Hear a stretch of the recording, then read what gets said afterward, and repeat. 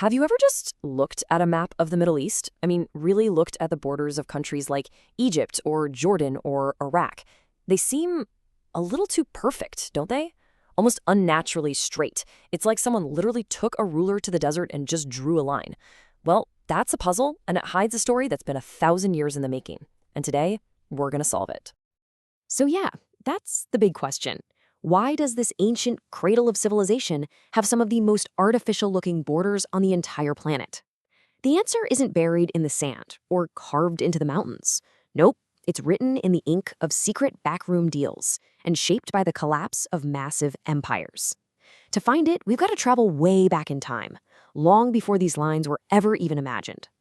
All right, so before we get to the straight lines we see today, you have to understand that for most of history, the world looked a lot more, well, organic.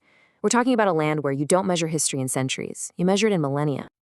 I mean, just look at this. It's incredible. You've got the Sumerians building the world's very first cities, Egypt becoming a unified powerhouse, the Akkadians, the Persians, just wave after wave of colossal empires. And for thousands of years, their borders shifted and flowed with conquests and culture.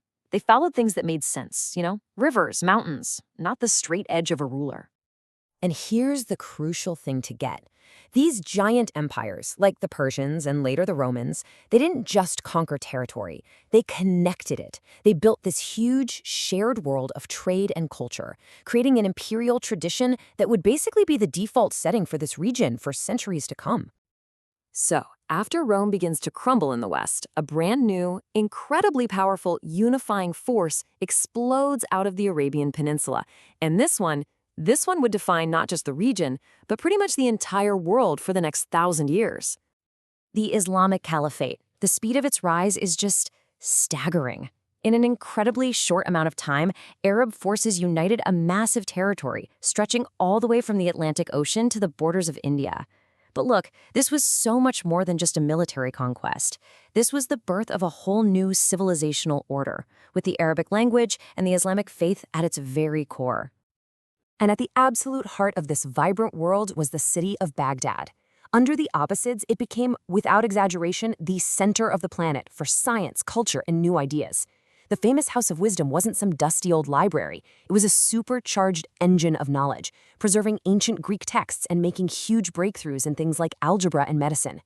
This was the absolute peak, that golden thread of unity. But that thread was about to snap. For hundreds of years, it must have felt like this world of scholarship and unity was completely unbreakable. But in the middle of the 13th century, a storm began brewing in the East, a storm that would shatter everything and change the course of history forever. 1258. Remember that year. It's one of the most catastrophic turning points, not just in the history of the region, but in the history of the world. Mongol armies, led by Hulagu Khan, descended on Baghdad. And they didn't just conquer it, they annihilated it. The great libraries were destroyed, countless scholars were killed, and the Abbasid Caliphate was brought to a bloody, tragic end. You have to understand, this wasn't just a city falling. This was the heart of a civilization being ripped out. The destruction of Baghdad created this massive power vacuum. The old world was simply gone. Over the next few centuries, new powers rose from the ashes, and the most notable of all were the Ottoman Turks. They would go on to create one last great unifying empire for the region. But their time, too, was running out.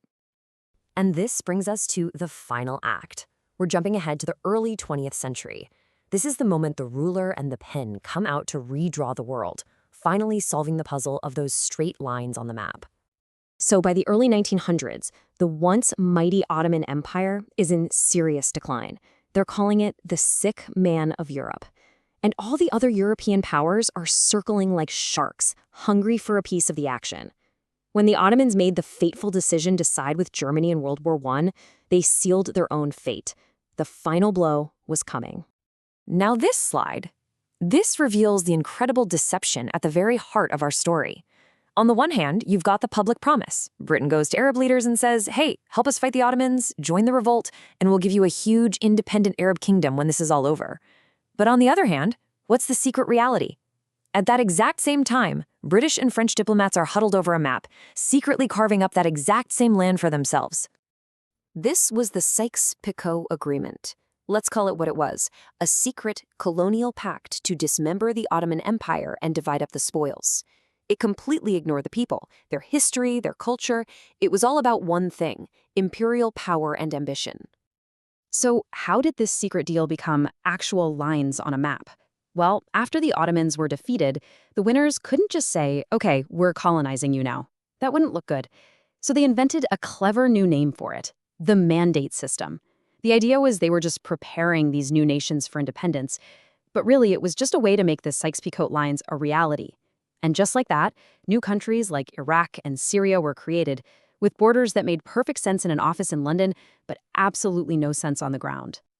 And as you can see, the division was pretty simple. Britain took control of Iraq, Palestine, and the land that would become Jordan. France got Syria and Lebanon. And there you have it. The puzzle of the straight lines is solved. They weren't drawn by Arabs or Turks or Persians. They were drawn with European rulers. But drawing a line on a map is one thing. The consequences of that line, well, that's something else entirely. This story is far from over. In so many ways, it was just the beginning. The legacy of these artificial borders has been, well, devastating. They split communities and tribes that had been linked for centuries, while at the same time forcing rival groups to live together inside a brand new state.